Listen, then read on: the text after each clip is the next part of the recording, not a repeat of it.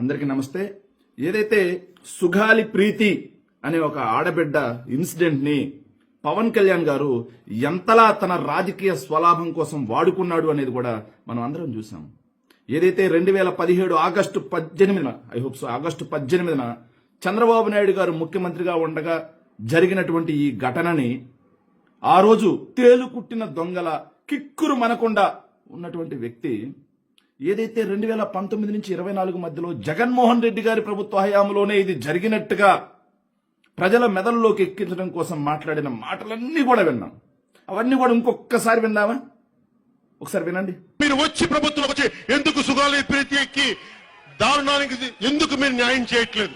నా బిడ్డ చనిపోయింది, అత్యాచారానికి గురైంది, మానభంగానికి గురైంది, హత్యకు గురైందని కడుపు చించుకొని రోడ్ల మీద వస్తుంటే ఇక్కడున్న ముఖ్యమంత్రి ఒక్కరికి కూడా వారికి దృష్టి పడలేదు. వాళ్ళకి రాయలసీమలో కర్నూలులో ఒక ఆడబిడ్డకి అన్యాయానికి గురైతే జగన్ రెడ్డి గారు ఎందుకు బలంగా మాట్లాడలేకపోతున్నారు? ఇప్పుడు ఎందుకు సుగాలి ప్రీతి గురించి మీరు ఎందుకు మాట్లాడరు? ఇలా ఏదైతే సుగాలి ప్రీతి అంశం అసలు జరిగిందేంటి? 2017 ఆగస్టు 18 జరిగితే అప్పటి చంద్రబాబు నాయుడు గారి ప్రభుత్వం నిమ్మకు నీరెత్తినట్టుగా ఏదైతే తెలుగుదేశం పార్టీకి చెందిన నాయకులు దాంట్లో ఉన్నారు అన్న ఒక ఉద్దేశంతో ఆ కేసుని నీరుగార్చేసింది. నీరుగార్చేసిన తర్వాత జగన్మోహన్ రెడ్డి గారు అధికారంలోకి రాగానే ఏదైతే సుగాలి ప్రీతి తల్లిదండ్రులు జగన్మోహన్ రెడ్డి గారిని కలవటం, కలిసిన వెంటనే వాళ్ళు దీన్ని సిబిఐ ఎంక్వైరీకి అడగడంతో 2020 ఫిబ్రవరిలో రాష్ట్ర ప్రభుత్వం దీన్ని సిబిఐ ఎంక్వైరీకి ఇచ్చింది. సిబిఐ దాన్ని ఉత్తర్వులు ఇచ్చినా సరే తీసుకోవట్లేదని చెప్పి సెప్టెంబర్లో సిబిఐ ఏదైతే సుగాలి ప్రీతి తల్లిదండ్రులు హైకోర్టుకు వెళ్లి పిల్లేశారు. జగన్మోహన్ రెడ్డి గారు తనకు చేతనైనంతలో వాళ్ళ తల్లిదండ్రులకి సంబంధించి 2021లో ప్రీతి తల్లిదండ్రులకి 8 లక్షల రూపాయల నగదు, 3 సెంట్ల ఇళ్ల స్థలం, అదేవిధంగా 5 ఎకరాల పొలం ఇవ్వడమే కాకుండా సుగాలి ప్రీతి తండ్రి అయినటువంటి రాజు నాయక్కి ప్రభుత్వ ఉద్యోగం కూడా ఇచ్చి ఆ కుటుంబానికి న్యాయం చేసే దిశగా అండగా నిలబడ్డారు.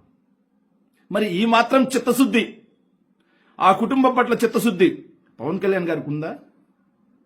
రాజకీయాల కోసం తనను వాడుకున్నారే కానీ, ఆ కుటుంబాన్ని తన రాజకీయాల కోసం వాడుకున్నారే కానీ, ఎన్నో సభల్లో పిచ్చి పట్టిన వాళ్ళగా కేకలు వేస్తూ మాట్లాడారు కానీ, ఈ రోజు సిబిఐ ఇది అంతర్రాష్ట్రానికి సంబంధించిన అంశం, దీంట్లో మేము జోక్యం చేసుకోమని చెప్పేసి అఫిడవిట్ వేస్తే ఈ కేసుని నీరుగార్చే విధంగా ముందుకెళ్తా ఉంటే, మరి డిప్యూటీ సీఎంగా ఉన్నటువంటి పవన్ కళ్యాణ్ గారు సుగాలి ప్రీతి అనే అంశాన్ని తన రాజకీయ ఎజెండాగా వాడుకున్నటువంటి వ్యక్తి ఈ రోజు ఎక్కడికి పోయారు?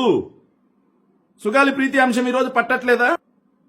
కనీసం 10 నెలల పాలనలో ఒక్క రోజైనా సుగాలి ప్రీతి తల్లిదండ్రులు పిలిపించుకుని మాట్లాడిన పాపాన పోని పవన్ కళ్యాణ్ గారి నిజమైన నైజమేంటో ఆంధ్ర రాష్ట్ర ప్రజలందరూ కూడా ఒక్కసారిగా గమనించాల్సిన అవసరం ఏర్పడింది. Thank you.